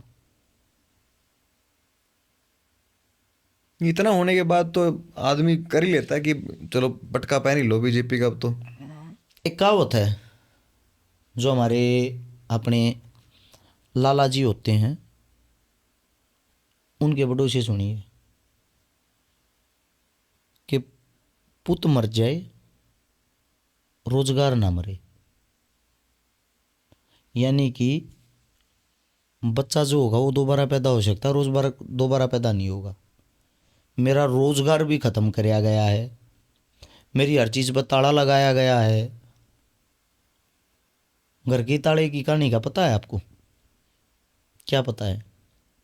आपके घर पे ताला लगा दिया था प्रशासन ये ने? क्या पता हुआ, ये तो सभी को पता है। कहानी का लगाया क्यों था, कारण क्या था? हाँ, एक चीज ने मेरे को बड़ा निगम वाला नोटिस कुछ? एक चीज ने मेरे को बड़ा सपोर्ट किया, उनका मैं धन्यवाद करना चाहता हूँ। हमारी सोनीपत की जो पुलिस है ना, पुलिस प्रशासन ने हमारे को परेशान नहीं किया 1% भी।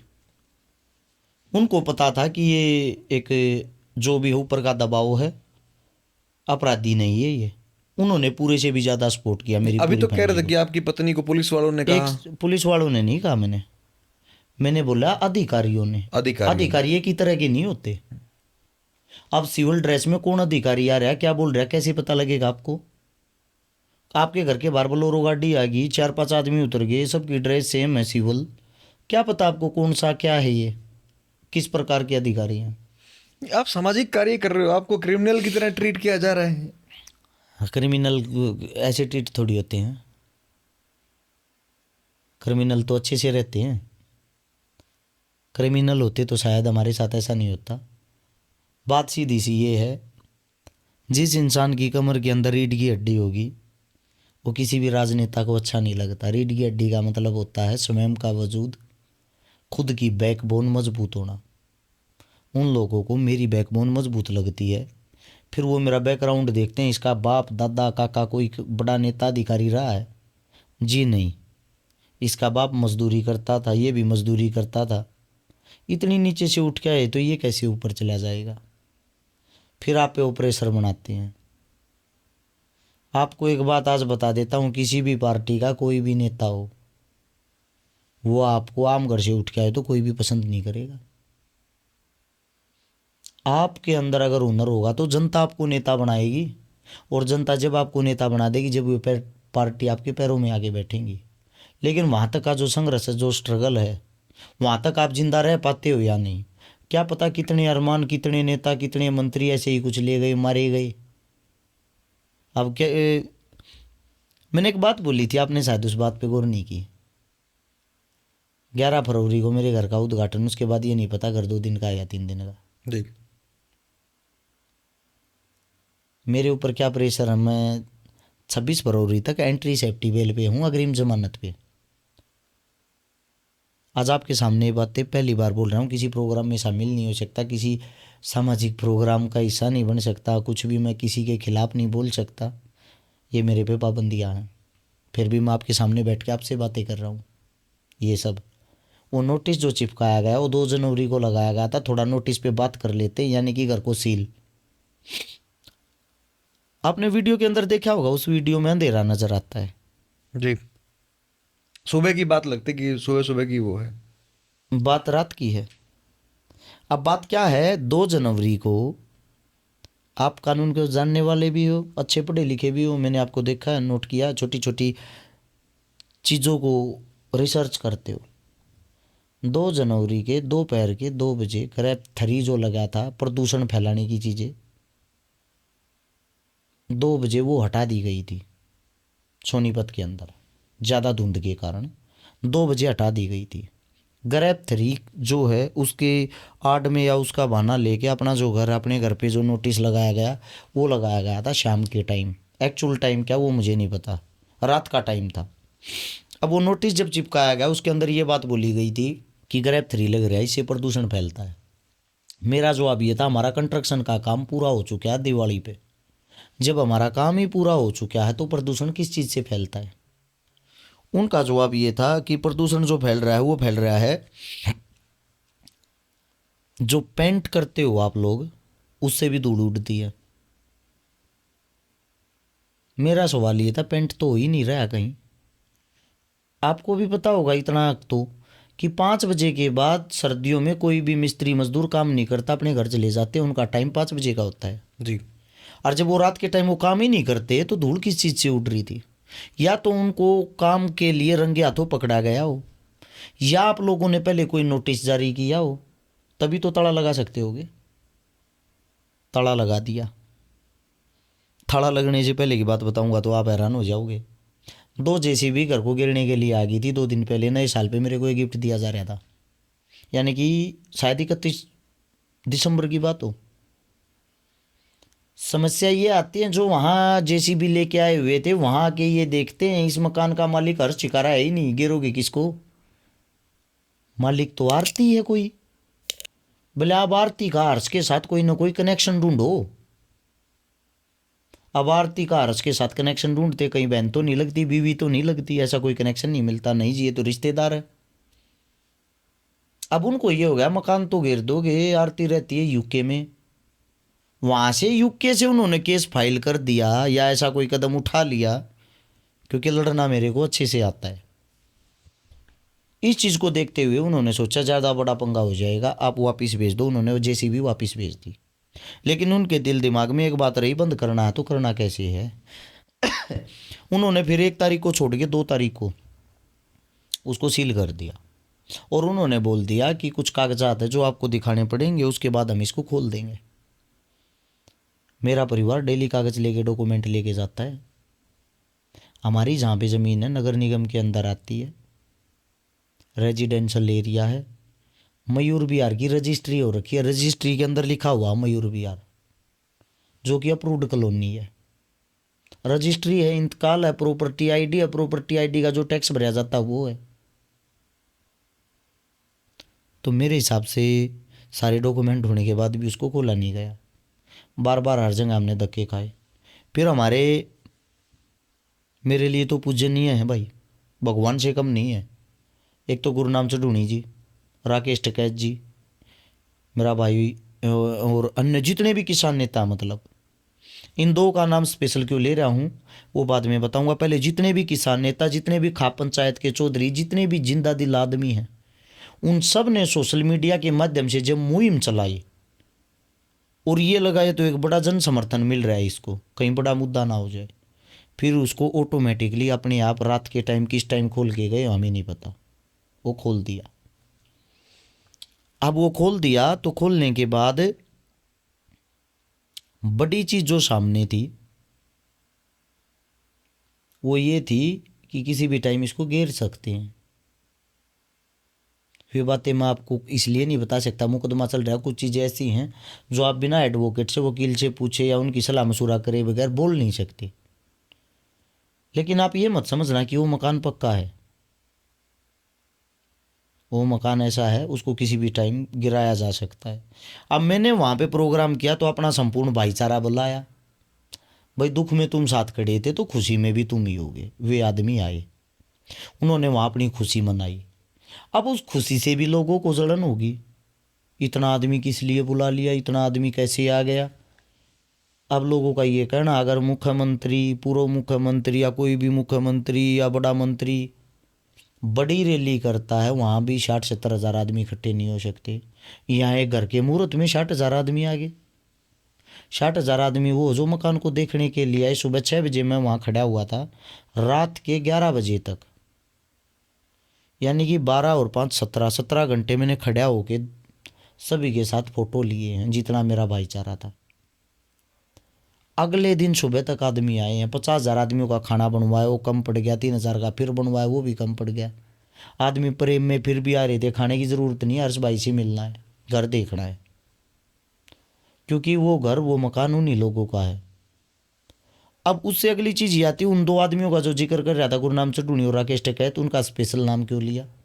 ये दोनों आदमी जाके प्रशासन से मिले, प्रशासन के अधिकारियों से मिले, उनसे पूछा हमारे बच्चे के घर को ताला क्यों लगा रखा। मेरे घर गए, मेरे घर वालों से मिले, मैं तो था ही नहीं, मेरे बगैर मेरे घर को ढूंढना। अब मेरी पत्नी जो है, मैंने उसको एक बात बोल रखी है, मैं रहूं या ना रहूं, अपने जीवन में 2-3 चीज़ें कभी मत होने देना। हमारा घर चाहे उजड़ जाओ, हमारे घर के नाम का कोई चंदा देगा जाओ ना, मेरे मरने के बाद एक यो लांछन मत लगने देना। ये बातें चुभती हैं भाई। जब मेरी पत्नी कोई फोटो घेर देती, उसके नीचे भी ये लिखते हैं चंदे का सूट पहन रही, यार हद होगी। इतने बड़े बड़े ट्रस्ट चल रहे हैं जो लूट का खजाना है, क्या आप लोगों ने आज तक पकड़े हैं? क्या हुआ, किसी के सामने आंसू दिखाते नहीं, दिल दुखता है, दिल रोता है। 1-1 बजे अपने घर घुसता हूँ, सुबह 6 बजे उठ के फिर निकल लेता हूँ, समाज के बीच में रहता हूँ। वह मेहनत, वो संघर्ष किसी को दिखाई नहीं देता। मेरे साथ हर वक्त 10-20 लड़के रखता हूँ। जो लड़के मेरे साथ रहते हैं उनका जीवन, उनका खाना पीना, उनका भविष्य, उनका सब कुछ अपने सिर पे लेके चल रहा हूँ। उन लोगों को मैं क्या मुंह दिखाऊंगा अगर कल ने स्वयं मैं कुछ बड़ा नहीं कर पाया या उनके लिए मैं रोटी तक का जुगाड़ नहीं कर पाया। आज मैं उनके भरोसे हूँ, उनके बेसर उनके भी घरों को खा रहा हूँ। मेरे साथ एक लड़का रहता है दादरी का, मेरे साथ एक लड़का रहता है निंदाने का, मेरे साथ एक हमारा बड़ा भाई साहब रहता है धनाने का। भाई साहब उनके घरों को लूट लूट के खा गया मैं। उन्होंने कभी सरकार के सामने आके सवाल जवाब नहीं करे। और जो ये कुछ भी भोग देते हैं ये तो जातिवादी है, कुछ बोल देते तो ब्राह्मणों के खिलाफ है, राजपूतों के खिलाफ है, हिंदुत्व के खिलाफ है। भाई साहब एक शब्द बता दो मैंने कभी किसी जाति धर्म को टारगेट करने के लिए बोला हो। जो मेरे को शिक्षा देता, जिसको मैं आदर्श मानता हूँ, जो मेरा बड़ा भाई है, वो स्वयं पंडित है। वो पंडित जो मतलब एक जनेऊधारी पंडित होता है, इतने रूल रेगुलेशन का। मेरे घर के अंदर आप जाओगे, मेरे घर के अंदर आपको हर जाति का आदमी मिलेगा। जिस वक्त मैंने चुनाव लड़ा 5 आदमी यहीं रह गए थे, हम नहीं जाएंगे, दिल मिल गया। अब इस वक्त जब ये मजदूर आए हैं, जो चढ़ाई हुई है, चढ़ाई के बाद 3 आदमी और रह गए, हम नहीं जाओगे, हम यहीं पर रहेंगे, बेशक कोई काम धंधा ना करा। भाई साहब ये देखो, मैं मतलब जिन लोगों को मेरे से इतनी बड़ी उम्मीद है और मैं उनको एकल न टूक नहीं दे पाया, मैं कहाँ जाऊँगा। मेरे घर परिवार को बदनाम कर दिया जाता है। आज तक इसने अपने भाई के साथ फोटो नहीं डाली, आज तक इसने अपने बाप को नहीं दिखाया, न्यू नहीं कराया। मेरा बाप इतना सादा बोला, मेरे बाप ने ये नहीं पता इस माइक के सामने के बोलना। मेरा भाई एक सरकारी सर्वेंट है, अपने कारण मैं अपने भाई को क्यों मुसीबत में डालूंगा।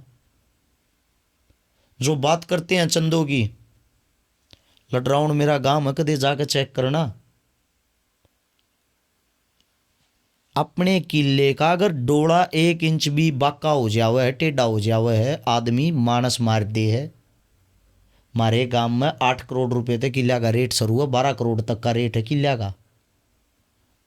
मन ने मेरे काका पर कर्जा था तो अपने अपने नाम का किला बेच के मेरे काका का कर्जा तारा, क्योंकि वो भी मेरा बाप है। मेरे काका और मेरे बाबू और 3 हैं, तीनों मेरे बाबू, तीनों न बाबू का आ करूँ।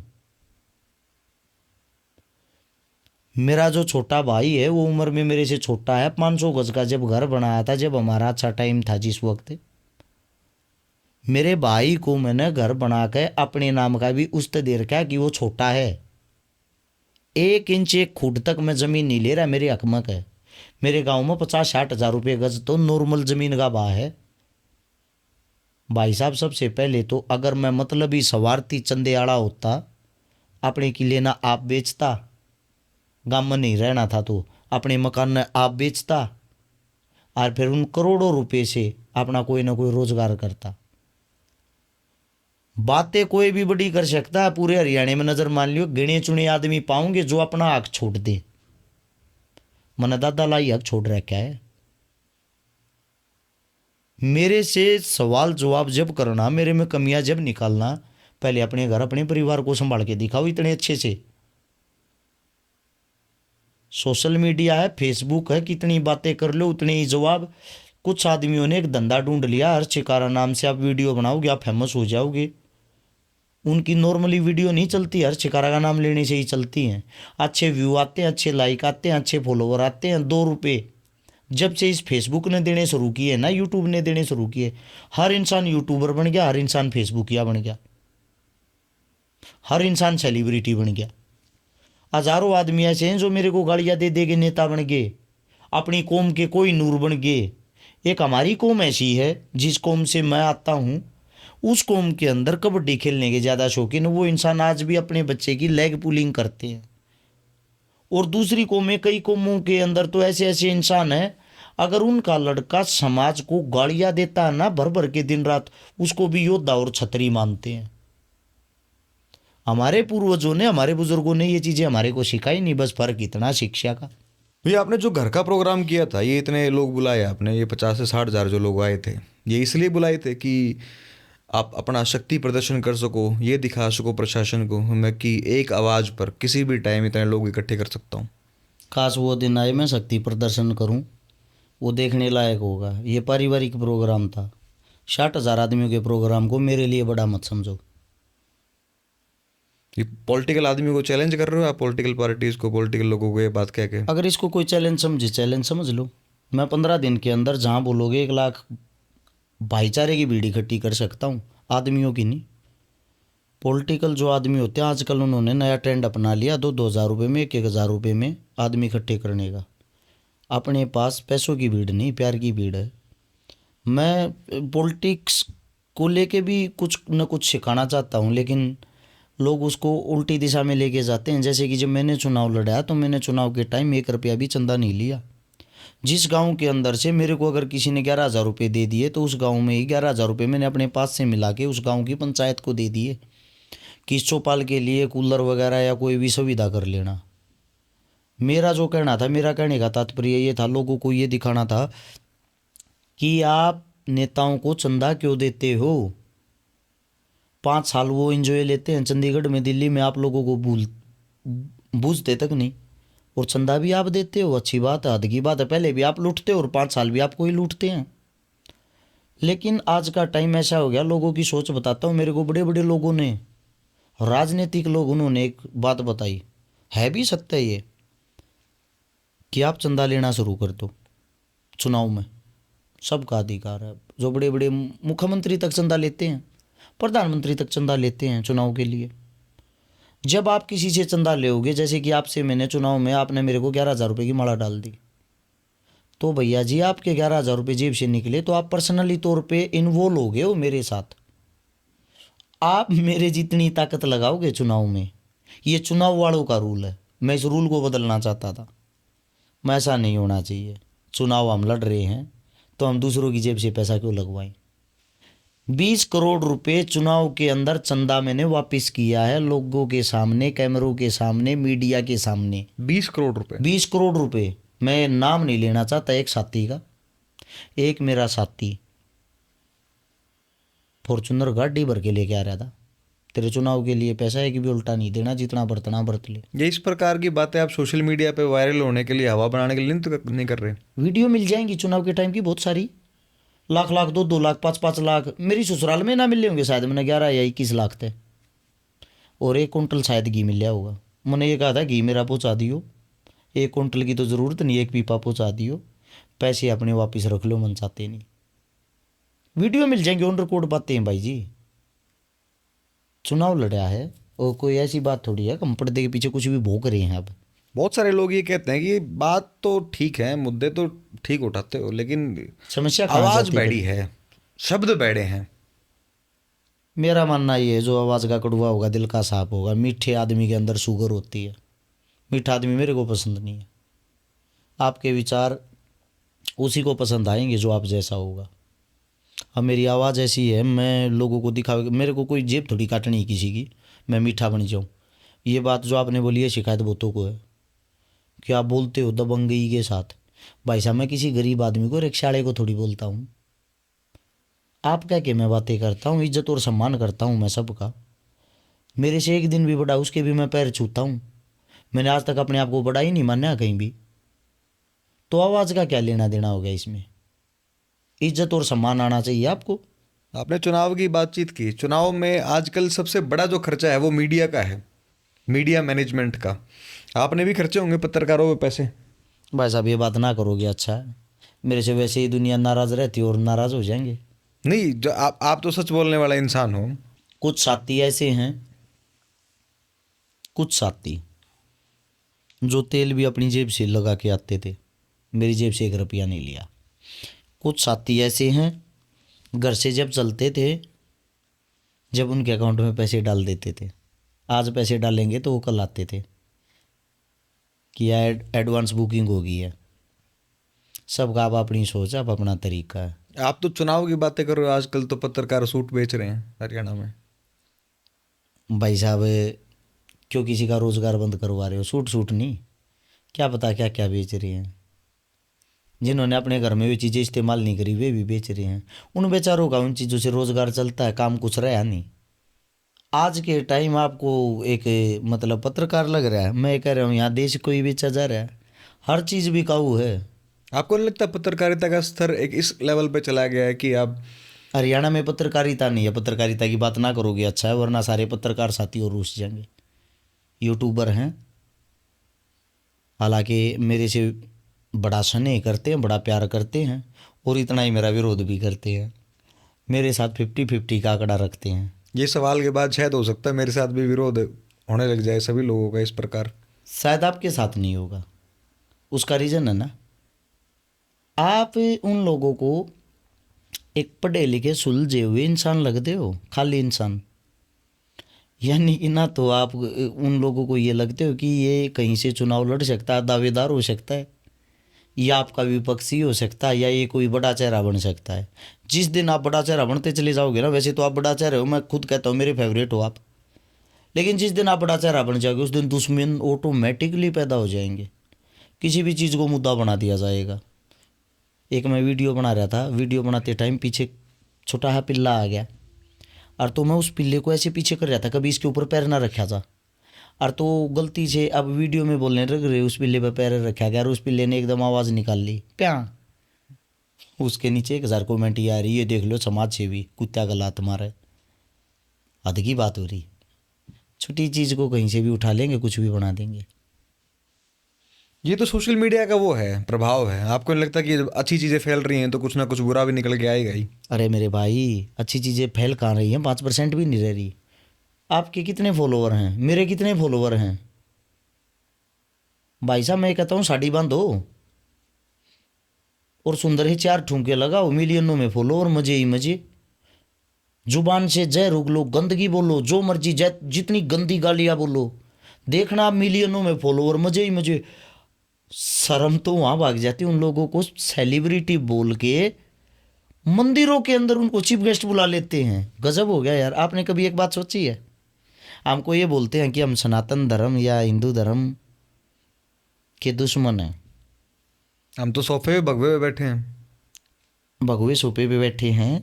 तब एक बात करते हैं, हरियाणा के अंदर हर मंदिर और गौशाला में जब रागनी प्रोग्राम होता है उसके अंदर लड़कियां नचाई जाती हैं, मंदिर के प्रांगण में, और वो लड़कियां कैसा कैसा डांस करती हैं। ये तो खैर सभी लोगों को पता है। सभी लोगों को पता है ना, तो क्या उस धर्म को हम बदनाम कर रहे हैं? आपने कभी सुना किसी मस्जिद के अंदर लड़कियां नचाई गई हों? आपने कभी सुना किसी गुरुद्वारे के अंदर लड़कियां नचाई गई हों? क्या लड़कियां नचाने के लिए मुसलमान आते हैं? हमारे ही लोग तो नचाते होंगे। सोचने का विषय ये, हमारा सतर कितने नीचे गिर गया है। एक बात और बता देता हूँ, मेरे को ये लगता है लड़कियां नचाना उनकी भी मजबूरी है। लड़कियां मत नचाओ, कलाकार को बुला लो, किसी कलाकार को बुला लो। कलाकार आप किसको मानते हो हरियाणा में टॉप कलाकार इस वक्त? मानते हो या नहीं मानते हो? ढूंढने से मिलता है, बड़ी मुश्किल से मिल रहे हैं भाई साहब कलाकार जैसे तो मैं आजकल। मानता हूँ, जी मैं वैसे तो सारे कलाकार मेरे तो प्रिय हैं, साथी हैं, जी। मैं उनमें से चुन नहीं सकता, लेकिन एक जो मेरे लिए मैं बेस्ट मानता हूँ, जिसे मैं बहुत सीखता हूँ, विकास पासूरिया, रागनी कलाकार। काफ़ी अच्छे, बिल्कुल। मतलब उनके पास क्या ज्ञान है, क्या नॉलेज है। तो विकास पासूरिया को बुला लो आप, गाँव में ढिंडोरा पिटवा दियो, कौन आओ विकास आवे। भाई साहब 200 आदमी इकट्ठे हो जाते, घनी बड़ी बात मानियो। सिर्फ एक बात कर दो, लड़की आ रही है डांस होगा। भाई साहब घर में एक आदमी रह जा, मन्ना बता दियो। हमारी सोच देखो कितनी छोटी हो गई है, और वो नाच हम कहाँ करवाते हैं? जहाँ हमारी धर्म की आस्थाएं जुड़ी हुई हैं। मतलब कि चंदा लेने के लिए, गौशाला के लिए इकट्ठा करने के लिए भी वहाँ लड़कियाँ नचानी, क्या ठीक है? क्या हमारा इतना विवेक भी नहीं रहा कि बिना लड़की नाचे हम चंदा भी नहीं देंगे? मंदिर के अंदर लड़कियां नचानी, यार हद की बात है। उस चीज़ को हम पूजनीय भी मानते हैं और उसके अंदर गंद भी फैलाते हैं। मेरा मानना ये है, गंदगी ने अच्छाई को पूर्ण रूप से दबा लिया है। अब ये पता नहीं अच्छाई को कम बैक करने में कितना समय लगेगा। हमारी इस इल्ज़ाम वाली वीडियो में एक मेरा एक आखिरी एक और इल्ज़ाम है। आपके ऊपर। मैंने रिसेंटली सुना था, खैर महिलाओं के बारे में ऐसी चर्चा करना मैं खुद मानता हूँ कि सबसे निंदनीय अपराध है। मतलब ऐसी ऐसी बात है कि ये करनी नहीं चाहिए, लेकिन ये चर्चा चली हुई है सोशल मीडिया पे, ये चर्चा लगातार चलती है, तो इसलिए आपसे पूछना जरूरी है। जो आरती जी हैं उनके बारे में कहा जाता है कि उनके और आपके पहले के कुछ, उनकी शादी से पहले के कुछ आपके दोनों के संबंध हैं। संबंध मतलब आप दोनों का कोई आपसी रिश्ता रहा है शादी से पहले भी? पहली चीज़ तो ये है, जिसका आप नाम ले रहे हो आरती का, आधे लोगों को तो आज तक ये ही नहीं पता उसका मेरा रिश्ता क्या है, वो मेरी रिश्ते में क्या लगती है। कोई तो लिख देगा ये अर्शिकारा की बहन है, कोई लिख देगा यार अर्शिकारा की वाइफ है, कोई लिख देगा अर्शिकारा की पता नहीं क्या है। मतलब यार हद की बात है। आप इसी बात को लेके मैं बोलता हूँ, मतलब कि मेरे को लेके लोगों की सोच कितनी गंदी और छोटी हो रखी है। आपको पता है हमने एक साथ फोटो भी डालने बंद कर दिए, सिर्फ इसी चीज़ की वजह से? सिर्फ इस चीज़ की वजह से। मतलब लोगों के दिमाग के अंदर कितनी गंदगी भरी हुई है। भाई साहब, आप अपनी बहन के साथ फोटो डालोगे, उस पर पता नहीं क्या लिख दे, हो सकता है ये लिख दे बहुत बढ़िया मार ले रहा भाई, किसका मुंह पकड़ोगे आप, क्या जवाब दोगे? मतलब इतनी गंदगी। यानी कि लड़की आपके साथ खड़ी होने का मतलब यही है क्या कि आपकी सेटिंग, आपका प्यार है, आपके संबंध है, यही चीज़ें होती हैं। आपके घर में भी माँ बहन होगी, क्या ही बताएं। पहली बात तो ये है, मेरे बारे में भी ये फैलाया जा रहा है, इससे अलग भी ये भी फैलाया ही जा रहा है जो आप बोल रहे हो। इससे पहले बताता हूँ, बड़ी वायरल वीडियो हुई थी चुनाव के टाइम पर भी, ये तो छोरी बचा के ले रहा है। हाँ, ये बात भी है जी। हाँ, हुई ये बात होगी। भी है। मैं आपसे एक बात पूछना चाहता हूँ, जब मैं छोरी बचा के ले रहा हूँ तो मैं इस गांव के अंदर मोड़ बांध के केकरण गया था, बारात लेकर केकरण गया था, फिर वे मैं फ़ोटो खींच के डालू हूँ मेरी पत्नी के, मेरे जो शादी के फ़ोटो हैं वे कहाँ से आ गए? फिर ये बहम है कि लव मैरिज है। भाई साहब, मेरी अरेंज मैरिज है, शटावली गांव में बह रखा हूँ, शादी हुई थी पूर्ण रूप से, गांव में बारात गई थी, मेरा ससुरा मैंने देख कर गया था जिसने मैं पसंद कराया था। और आरती शादी के बाद मैंने पता लग गया था आरती कौन है। आरती मेरे साले की वाइफ है। आरती शुरू से लगभग 8 साल से यूके रहती है, मेरा साला भी वहीं रहता है। हम मिलते ही खाली छुट्टियों में हैं। अब वो घर पा रही है फिलहाल इस वक्त घर के प्रोग्राम में। 9 तारीख को आई थी, आज शायद हम बात करें 13 तारीख होगी। चाय भी नहीं पी ली हम लोगों ने अभी तक साथ बैठ के। प्रोग्राम था हमारे घर में 11 का जी। फोटो तक नहीं लिया हमने साथ में अभी तक है। टाइम ही नहीं है भाई। ये पता नहीं कैसी कैसी बातें दुनिया कहाँ से उठा के ले आ जाती है। एक दिन मैं नेशनल मीडिया में बैठा था, मतलब मेरे को खुद इतनी शर्म आ गई, यार इतनी गंदगी कैसे हो सकती है। बोले आपकी जो वाइफ है वो तो विदेश में रहती है। मेरी वाइफ मका विदेश में कब? वो आरती। मैं बोला डियर बहन जी, आप किसी का इंटरव्यू ले रहे हो उससे पहले अपनी पूरी चर्चा जो होती है वो आपस में तो कर लिया करो। आरती मेरी वाइफ नहीं, मेरे साले की वाइफ है। फोटो डालते ही कुछ भी, मैं फिर उसके नीचे कमेंट पढ़ता हूँ। मेरे को तो छोड़ दो, कई बार कमेंट पढ़ता हूँ, मेरे परिवार का हिस्सा तो मैं आईडी हम एक दूसरे की आपस में चेक करते हैं। ऐसी ऐसी बातें पाऊंगी, तू माड़ है, किसके साथ शादी कर ली, तने तो ये करना चाहिए था, हमारे पास आए। गंदगी इतनी लेवल की भरी हुई है भाई साहब। मुंह ढक देना अगर एक औरत का, हो सकता है उसका खुद का बच्चा भी पीछे से देख के ये बोल दे अपनी माँ को क्या माड़ है। ये हालात ही सोशल मीडिया ने पैदा कर दिए। इस टाइप की बातों पे आपकी वाइफ का क्या रिएक्शन होता है? आदत हो चुकी है। हम कभी बाजार में नहीं जाते घूमने, मैं कैमरे के सामने अब क्या ही बताऊं। मेरा फ़ोन अगर आप चेक कर लोगे, हो सकता है DM 70% लड़कियों के मैसेज हों, तो उनमें से 40% वो हों जो मेरे को दिल से भाई मानती हैं, लेकिन 30% क्या पता क्या क्या किस प्रकार के पा जाएंगे, क्या क्या बोलती रहती हैं। तो वो हमारे पे निर्भर करता है भाई, हम उस गंदगी में उतरते हैं या अपने आप को उस गंदगी से बचाते हैं। ये आज के टाइम एक धंधा भी बन गया है। आपको पता होगा कितनी FIR दर्ज होती हैं। मतलब लोगों ने ये काम ढूंढ लिया, पहले आपसे बातें करेंगी, फिर आपके साथ वीडियो चैट करेंगी, फिर जो जो गंदगी होती है, फिर आप की वीडियो वायरल करने की आपको धमकी देंगी, वरना पैसे दो नगद। कुछ इस टाइप का चल गया है, आपसे बातें कर लेंगी, आपसे लगाव दिखाएंगी, बातें करने के बाद आपको मिलने बुलाएंगी, आपने कुछ गलत किया, आप पे तुरंत बलात्कार का मुकदमा दर्ज, 15-20 लाख रुपए दो, वरना आपकी वीडियो वायरल कर देंगे, आप पे मुकदमा दर्ज हो जाएगा। ये धंधा ढूंढ लिया लोगों ने भाई। ऑफ द जब इंटरव्यू स्टार्ट नहीं की, बातचीत हमने स्टार्ट नहीं की थी, तो उस बातचीत से पहले आपने एक बात कही थी कि आपको सुबह से डर लगता है, अंधेरे से डर लगता है।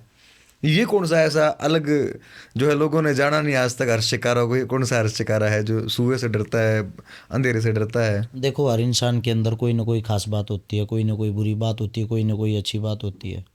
तो जितने आप स्ट्रोंग होते हो उतने ही आप कमज़ोर भी होते हो। आपकी कमज़ोरी क्या है? वो शायद, मैं एक दिल्ली 5 स्टार होटल के अंदर प्रोग्राम में चीफ गेस्ट था, और 6 मंजिल तक मैं चला गया सीढ़ियों से। जहाँ प्रोग्राम था वहाँ 7वीं मंजिल में लिफ्ट थी। भाई साहब, मैं वापस घर आ गया, मैं नहीं गया। मेरे को डर लगता है, हद से ज़्यादा लगता है मेरे को लिफ्ट से? हाँ, इतना लगता है इसके अंदर बैठते ही मर जाऊँगा। मेरे जैसा एक और बता दूँगा डरपोक आपको ऐसा ही, मेरे हिसाब से केडी है, कुलवीर दनोदा भाई अपना, हरियाणा का सुपरस्टार, वो भी ऐसा ही है। रही सुई की बात, मैं डॉक्टर से पकड़ के, अभी मेरा ऑपरेशन हुआ था, 4 सुई मैंने अपने आप लगाए थे अपने को, डॉक्टर से नहीं लगवाई। आप लगा लेता हूँ, डॉक्टर से नहीं लगवाऊंगा। अंधेरे से डर लगता है, हद से ज़्यादा, हद से ज़्यादा डर लगता है मेरे को अंधेरे से। मेरे को थोड़ी बहुत रोशनी चाहिए। झूले से डर लगता है, मैं झूले पे नहीं बैठ सकता। एक बारी माई ने मार दिया होता इसी चक्कर में, क्योंकि वो बोली ये दुनिया बैठ कर घूमती अपने पतियों के साथ, मेरे साथ कदे ना बैठता। हालांकि है वो बड़ी सॉफ्ट, मेरा बड़ा ख्याल रखा है मेरे जीवन में। अगर मैं आज यहाँ पे हूँ तो उसका कारण है मेरी पत्नी, वो जो मेरी बैकबोन बन रही है, उसने जो मेरे जीवन को संवारा है, उसने जो मेरे जीवन को, मतलब मेरे से बड़ी दिलदार है वो। पत्नी के ये बोलते हैं कि औरत के हाथ से पैसा नहीं छूट सकता। हमारे घर के बाहर कई बारी कई बाबा आ जाए आ रहे हैं, महाराज आ जाए आ रहे हैं, वो इन चीज़ां बहुत मान्य रहे। एक बारी जैसे मेरे पास जूतों का कलेक्शन बहुत ज़्यादा था, 42-43 जोड़ी जूते दे दिए थे। महाराज जी ले जाओ, जो सा अपना बढ़िया लगा वो ही ले जाओ। महाराज जी ने कट्टा भर लिया, तो उसने ये नहीं बोला छोड़ जाओ, ले जाओ, कोई बात कोई ना, रोटी खाए बगैर नहीं जान दिया यार। तो मेरी जो पत्नी है उसने मैं झूले में बैठा लिया। अब वो झूला ऊपर गया, मेरी आंखें बंद होगी, मेरे पूरे शरीर में पसीना आ गया, चिल्ला चिल्ला का आवाज़ लगा लगा के उसने रखवाया। मन उस दिन ये लग गया, मतलब मेरी ज़िंदगी में मन ये लगा इससे बड़ा डर कोई नहीं। तो इन जिन चीज़ों से डर लगता है, चोट वोट से डर नहीं लगता, मरने कटने से डर नहीं लगता। मेरे सारे पैर कटे फटे पड़े हैं किसान आंदोलन के टाइम। इससे पहले एक आंदोलन 2018 में हुआ था दिल्ली में, किसान आंदोलन। जब 2019 में अकेले दिल्ली जंतर मंतर पर 57 आंदोलन किए थे मैंने, अकेले 2019 की बता रहा हूँ ये। मेरे नाम से वहाँ परमिशन ही अलाउ नहीं थी कि हर शिकारा नाम का व्यक्ति आता है वहाँ पर परमिशन लेनी पड़ती है। ये हर बार बहुत ज़्यादा भीड़ लाता है, यहाँ तोड़ फोड़ कर जाता है। जिन लोगों को लगता है भाई हमने हक की आवाज़ें नहीं उठाई, कुछ बातें आज बता भी देता हूँ, अब याद आएगी। जो धर्म के ठेकेदार बने फिर रहे हैं नकली चोला पहन के, माँ गंगा की सफाई के लिए संत गोपाल दास के साथ मिलकर सबसे पहला आंदोलन दिल्ली में हमने किया था। 3,500 आदमियों ने अपने खून से सरकार को पत्र लिखा था, उसमें से खून मेरा भी था, और जिसको सुई से डर लगता है। उसके बाद एक बेटी थी, एक कांड हुआ था टप्पल कांड के नाम से, गूगल करोगे मिल जाएगा। ट्विंकल शर्मा नाम था शायद, सर हाँ ट्विंकल शर्मा।